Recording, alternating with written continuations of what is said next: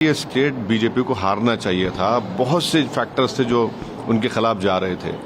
तो अगर आप यहां पर भी अगर नहीं हरा पाएंगे बीजेपी को तो ये बड़ी तकलीफ दे बात। ईवीएम को ब्लेम करना तो बड़ा आसान है ना, तो वही ईवीएम से आप जीत जाते हैं और फिर अगर आप हार जाते हैं तो ये गलत बात है। 10 साल की एंटी इनकम्बेंसी का फायदा कांग्रेस पार्टी को उठाना चाहिए था।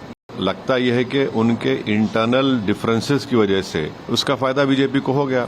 ये हमको जो गाली देते थे लोग कि आपके खड़े रहने से सब बीजेपी का फायदा हो रहा है, मैं फिर से कह रहा हूं हम तो थे ही नहीं वहां पर, तो कैसे जीत गई बीजेपी?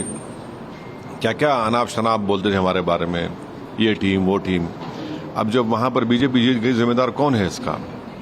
और दूसरी अहम बात यह है कि 10 साल की एंटी इनकम्बेंसी का फायदा कांग्रेस पार्टी को उठाना चाहिए था, मगर लगता यह है कि उनके इंटरनल डिफरेंसेस की वजह से उसका फायदा बीजेपी को हो गया। और तीसरी बात यह है कि बीजेपी को अगर आप जरा सा ही मौका देंगे इलेक्टोरल बैटल में तो बीजेपी उसका फायदा उठा लेती है। और आखिरी बात यह है कि 2024 के चुनाव के बाद भी और पार्लियामेंट में मैंने कहा था कि जो लोग इसको कह रहे हैं कि ये बड़ी नफरत पे कामयाबी हो गई, मैं उस वक्त भी कहा था कि वो बात नहीं है। तो बीजेपी की ये कामयाबी को अब जो हो रही है अभी, इसके जिम्मेदार कौन है? तो ये है असल कांग्रेस पार्टी पे निशाना नहीं, निशाना नहीं है भाई। मेन अपोजिशन तो आप ही है वहां पर, मेन अपोजिशन तो ओवैसी थोड़ी है, मेन अपोजिशन आप ही है। और 10 साल के एंटी इनकम्बेंसी के बाद 10 साल और फिर आपके हालिया पार्लियामेंट के चुनाव के नतीजे के बाद एक गोल्डन अपॉर्चुनिटी थी इनके पास कि बीजेपी को हरा देते वहां से, मगर वो नहीं कर पाए। इनका अपने इंटरनल डिफरेंसेस की बुनियाद पर, अपने एरोगेंस की बुनियाद पर, तो बड़ा इसको आप बीजेपी की जीत नहीं बल्कि कांग्रेस की नाकामयाबी बता रहे हैं आप। मेरा मानना यह है कि देखिए, मध्य प्रदेश में भी जीतना चाहिए था, छत्तीसगढ़ में भी जीतना चाहिए था, यहां पर भी जीतना चाहिए था। तो ये तीसरा ऐसा प्रदेश है जहां पर बीजेपी को हारना चाहिए था। असेंबली इलेक्शन बीजेपी जीत गई, तो ये खुद एक बहुत बड़ा पैगाम देता है कि किस तरीके से क्या हो रहा है। तो जहां तक मेरा ताल्लुक है, हमारी पार्टी हम तो डिसाइड के नहीं लड़ेंगे, मगर इतने बड़े लोग इस पार्टी के मुझसे भिजाए लोगों के आप चुनाव लड़िए, बोला नहीं लड़ेंगे हम अब चुनाव लड़ेंगे, अपनी तरीके से लड़ेंगे। तो ये तो ठीक नहीं हुआ, बिल्कुल ठीक नहीं हुआ। और 10 साल की एंटी इनकम्बेंसी और इनएफिशिएंसी इतनी ज्यादा थी वहां पर, तब भी फायदा नहीं उठा सकी कांग्रेस पार्टी। कल प्रधानमंत्री और भारतीय जनता पार्टी के अध्यक्ष जेपी नड्डा ने भी कहा कि कांग्रेस ने वहां जातिवाद किया, ये किया, बहुत सारे बातें बोली। क्या आप उससे इत्तेफाक रखते हैं? कांग्रेस को खासतौर से निशाना। अब देखिए, जीतने के बाद तो victory has many fathers, defeat has none, जो कहावत है, अब कुछ भी बोले जाएं। अब जाहिर है, तो अब ये ईवीएम को ब्लेम करना तो बड़ा आसान है ना, तो वही ईवीएम से आप जीत जाते हैं और फिर अगर आप हार जाते हैं तो ये गलत बात है। अब बोलते हैं, मगर ये मेरा ओपिनियन ये है कि ये स्टेट बीजेपी को हारना चाहिए था। बहुत से फैक्टर्स थे जो उनके खिलाफ जा रहे थे। तो अगर आप यहां पर भी अगर नहीं हरा पाएंगे बीजेपी को तो ये बड़ी तकलीफ दे बात है। सर, जो 5 एमएलए नॉमिनेट किया है सेंट्रल गवर्नमेंट ने, उस पर उमर अब्दुल्ला कह रहे हैं कोर्ट जाएंगे, राहुल गांधी भी कांग्रेस वैसी ही बातें कर रहे हैं। आपका क्या राय है? नहीं, एक्ट देखिए, एक्ट में तो है वो हमने 370 को अपोज किया।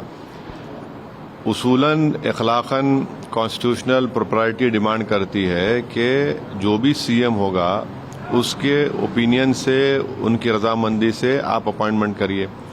मगर एक अजीब और गरीब किस्म का एक्ट पास किया गया 370 का, जिसमें आपको एक मिसाल देता हूं। कैबिनेट की मीटिंग होगी, उमर अब्दुल्ला की कैबिनेट मीटिंग होगी, तो एलजी का रिप्रेजेंटेटिव बैठेगा उसमें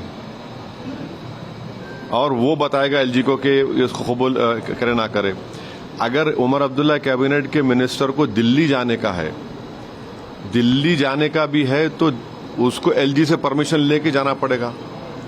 एक प्यून को अपॉइंट नहीं कर सकता सीएम वहां का। तो ठीक है, ये बात बिल्कुल सही है कि कश्मीर के अवाम में जो गुस्सा था 370 को अबॉलिशन का, उन्होंने अपना गुस्से का इजहार कर दिया। और फिर दूसरा ये है कि हमारे पड़ोसी मुल्क जो बोलते थे कश्मीर के बारे में इलेक्शन तो हुआ, साफ सुथरा हुआ, इसमें कोई इनकार नहीं कर सकता, ये भी एक बहुत बड़ी कामयाबी है।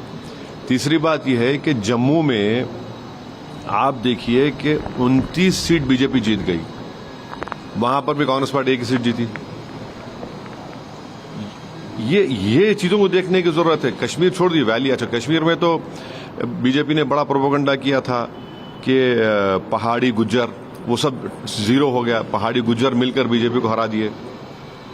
मगर जम्मू में 29 असेंबली सीट्स पर बीजेपी जीत जाती है और एक सीट पे कांग्रेस जीतती है।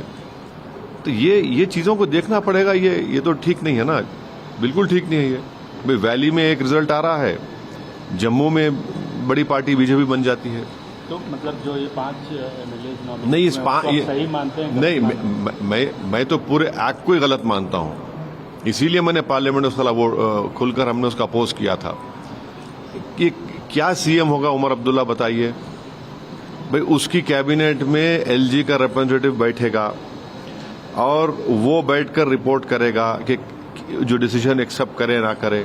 अगर उमर अब्दुल्ला अपने मंत्रियों को लेकर दिल्ली आना चाह रहे तो प्लेन में बैठ के ऐसा नहीं आ सकते, उनको एलजी से परमिशन लेके आना पड़ेगा। एक प्यून को अपॉइंट नहीं कर पाएंगे, तो पूरा पावर तो एलजी के पास ही है।